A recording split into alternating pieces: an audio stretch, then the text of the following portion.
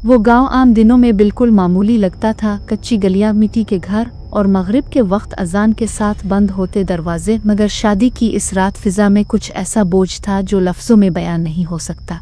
जैसे हुआ खुद सांस रोके खड़ी हो, जैसे आसमान जमीन के बहुत करीब आ गया हो, और जैसे अंधेरा सिर्फ रोशनी की कमी नहीं बल्कि किसी की मौजूदगी हो। वो रात आयशा की शादी की रात थी। सफ़ेद जूड़े में लिपटी हुई वो लाड़की जिसकी हंसी पूरे महल्ले को रोशन कर दिया करती थी, आज खामोश थी, बहुत ज़्यादा खामोश। इसकी आंखों में चमक थी, मगर वो खुशी की नहीं बल्कि किसी अनजाने खौफ की थी। ऐसा खौफ जो जुबान पर नहीं आता, सिर्फ आंखों में ठहर जाता है।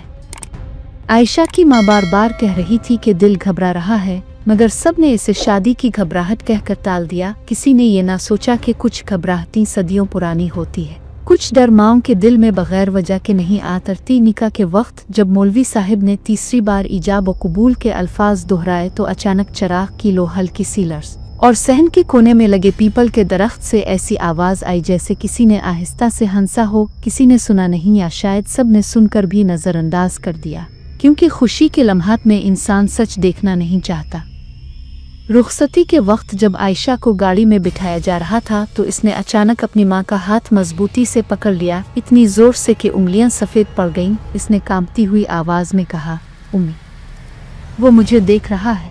माँ ने घबरा कर आदेर अलिफादेर देखा, मगर वहाँ सिर्फ लोग थे, रोशनी थी, कहे थे। कोई साया नहीं था, कोई आँख नहीं थी, मगर आयशा की आंखें किसी ऐसी चीज़ पर जिमी थीं जो सिर्फ वही देख सकती थी।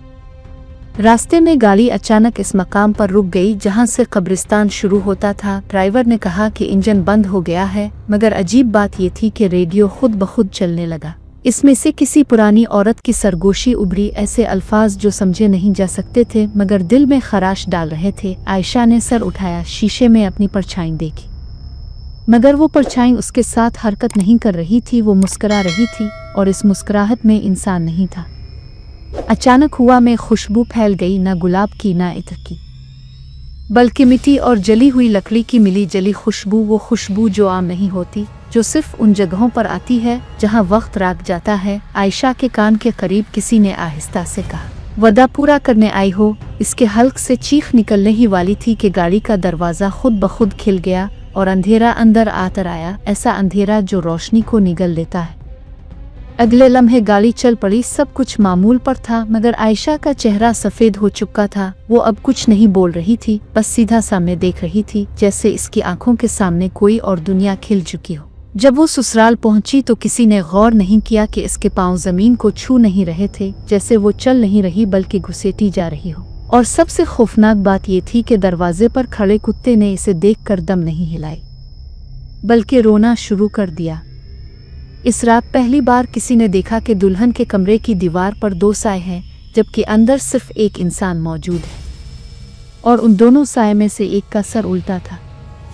इस रात जब सब सो गए तो दुल्हन के कमरे में नींद किसी को नहीं आई। आयशा पलंग पर बैठी थी, सर झुका हुआ, दोपट्टे का किनारा इसके हाथ में मुड़ा हुआ, मगर वो हाथ उसका नहीं लग रहा था, जैसे किसी और ने इसके जिस्म को ओढ़ रखा हो। कमरे में लगी लालटेन की रोशनी दीवारों पर लरज रही थी, और हर लर्जिश के साथ दीवारों पर बने साए लंबे होते जा रहे थे।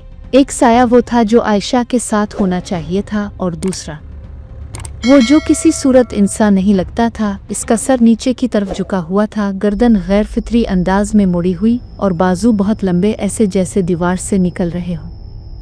आयशा ने पहली बार महसूस किया कि इसके कानों में मुसलसल सरगोशियां हो रही हैं, मुख्तलिफ आवाज़ें, मगर सब एक ही बात दोहरा रही थीं, अब तुम हमारी हो। इसने कान बंद किए, मगर आवाज़ें अंदर ही अंदर गूंजती रहीं। इसके दिल की धड़कन बेतरतीब हो गई, सांस सीने में अटकने लगा। तभी अचानक कमरे की लालटेन बुझ गई, मुकम्मल अंधेरा छा गया। मगर इस अंधेरे में आंखें बंद करने से भी कुछ छप नहीं रहा था, क्योंकि अंधेरे के अंदर कुछ जाग चुका था। पलंग चरचराने लगा, जैसे कोई और भी वहां बैठ गया हो। आयशा ने महसूस किया कि गिदुआ इसके पीछे धंस रहा है, मगर वो मुड़कर देख नहीं पा रही थी, जिस्म जैसे मफलूज हो गया। तभी उसके कान के बिल्कुल करीब एक गहरी भारी आवाज़ उभरी, ऐसी आवाज़ जो इंसान की नहीं हो सकती, तुमने वदा तोड़ा था, अब निकाह पूरा होगा। आयशा के आंसू खुद ब खुद बहने लगे। इसने कांपते हुए कहा, मैंने कोई वदा नहीं किया। जवाब में वो आवाज़ हंसी, मगर वो हंसी खुशी की नहीं थी, वो हंसी सदियों के इंतज़ार की थी। अचानक कमरे की दीवार पर लकीरें उभरने लगे, जैसे किसी ने नाखूनों से ईंटें खुरच दी हों। हुआ में वही अजीब खुशबू फैल गई, मिट्टी, धुआं और किसी पुरानी लाश की। आयशा को याद आने लगा बहुत पुराना मंजर बचपन का, जब वो 7 साल की थी और अकेली कब्रिस्तान के पास खेलते खेलते इस कुनवें तक चली गई थी, जिसके बारे में सब कहते थे कि वहाँ नहीं जाना चाहिए। तब एक साया कुनवें से निकला था और उसने कहा था, मैं तुम्हारा इंतजार करूंगा। इस दिन वो बेहोश हो गई थी और किसी ने इस वाकये को संजीदगी से नहीं लिया था। अब वही साया उसके पीछे बैठा था, इसके बालों में उंगलियां फेर रहा था। वो उंगलियां ठंडी थीं, हद से ज्यादा ठंडी, जैसे खून नहीं बल्कि अंधेरा बहता हो। आयशा चीखना चाहती थी मगर आवाज गिले में दफन हो चुकी थी। इसी लम्हे कमरे का दरवाजा जोर से बजा। दूल्हा अंदर दाखिल हुआ मगर जैसे ही इसने आयशा की तरफ कदम बढ़ाया वो रुक गया। इसके सामने आयशा नहीं थी बल्कि एक खाली आंखों वाली चीज थी, जिसके पीछे दीवार पर वो उल्टा सर वाला साया पूरी तरह जाहिर हो चुका था।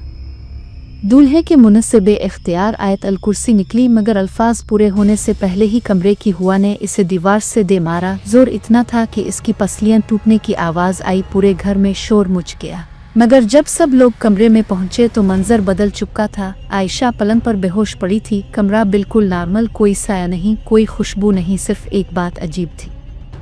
दुल्हन के हाथ पर अब 3 उंगलियों का सिया निशान था, जैसे किसी ने मजबूती से पकड़ रखा हो। उसी रात गांव के एक बूढ़े मौलवी ने ख्वाब में देखा कि एक जिन निकाह का लाल जोड़ा पहने कब्रिस्तान में खड़ा हंस रहा है और उसके कदमों में इंसानों के ख्वाब बिखरे पड़े हैं। ये सिर्फ आगाज था, क्योंकि जिन ने दुल्हन को अभी पूरा नहीं लिया था।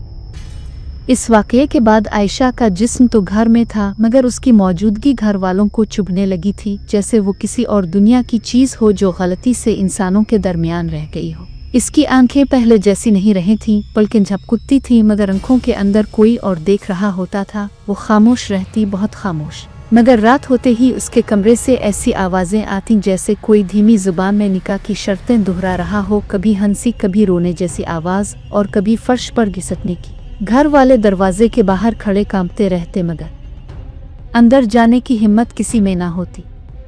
तीसरी रात जब चांद आसमान पर पूरा था मगर उसकी रोशनी में सर्दी थी, मौलवी साहब दोबारा बुलाए गए मगर इस बार वो अकेले नहीं आए।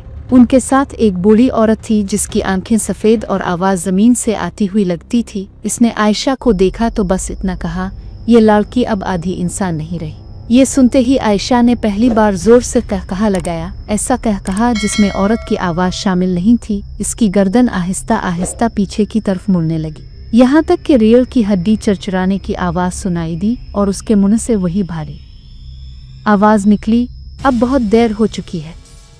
बूढ़ी औरत ने ज़मीन पर लकीर खींची, नमक और राख मलाई, मगर जैसे ही वो आगे बढ़ी कमरे की दीवारों से साए निकलने लगे। एक नहीं कई, सबके सर झुके हुए, कुछ के पाँव उल्टे, कुछ के हाथ गैर फितरी हद तक लंबे। कमरे की छत से पानी टपकने लगा मगर वो पानी नहीं था, वो सिया गाढ़ा मादा था जो ज़मीन पर गिरकर सांस लेता महसूस होता था। आयशा के पेट से अजीब सी हरकत होने लगी, जैसे अंदर कोई जिंदा चीज़ करवट ले रही हो। बूढ़ी औरत की आवाज़ लरजने लगी, ये जिन इससे सिर्फ शादी नहीं चाहता, ये नस्ल चाहता है। ये सुनते ही पूरा घर लरज गया। आयशा ने चीख मारी मगर वो चीख इंसानी नहीं थी। वो चीख ऐसी थी जैसे ज़मीन के नीचे दफन किसी पुरानी रूह को खोद कर बाहर निकाला जा रहा हो। अचानक कमरे की एक दीवार खुद ब खुद टूट गई और उसके पीछे कब्रिस्तान नजर आने लगा। हालांकि घर के आसपास कोई कब्रिस्तान नहीं था। कब्रें हिलने लगे, मिट्टी खुद ब खुद हटने लगी और उन कब्रों में से वही साया निकल आया, लाल जोड़ा पहने, आंखें जलती हुई और चेहरा अधूरा। वो आयशा के पास आया, इसके माथे को चूमा और कहा, अब रुखसती का वक्त है। आयशा के जिस्म से धुआं निकलने लगा, इसके हाथ पांव मुड़ने लगे। मौलवी साहब आयत पढ़ते रहे मगर आवाज़ें साए निगलते रहे। बूढ़ी औरत ज़मीन पर गिर गई, इसकी सांस वहीं रुक गई और एक लम्हे में आयशा ज़मीन से ऊपर उठने लगी जैसे किसी ने इसे गैर मरी बाजुओं में उठा लिया हो। अगले ही लम्हे सब कुछ खामोश हो गया। कमरा खाली था, ना आयशा, ना साए, ना कब्रिस्तान। सिर्फ फर्श पर दुल्हन के कंगन टूटे पड़े थे और दीवार पर 3 उंगलियों का वही निशान, मगर इस बार वो निशान बाहर की तरफ जा रहा था। सुबह जब लोग जमा हुए तो पुलिस आई, रिपोर्ट्स बने, मगर लाश नहीं मिली। बस एक बात अजीब थी, इस रात के बाद गांव में जब भी किसी दुल्हन को रुखसत किया जाता, कब्रिस्तान की तरफ से धीमी हंसी सुनाई देती। और कुछ औरतें दावा करती हैं कि उन्होंने चांदनी रात में एक दुल्हन को साए के साथ हाथ में हाथ डाले चलते देखा है। कहते हैं वो जिन आज भी दुल्हनों को देखता है और जिस पर उसकी नज़र पड़ जाए वो रुखसत होकर कभी वापस नहीं आती।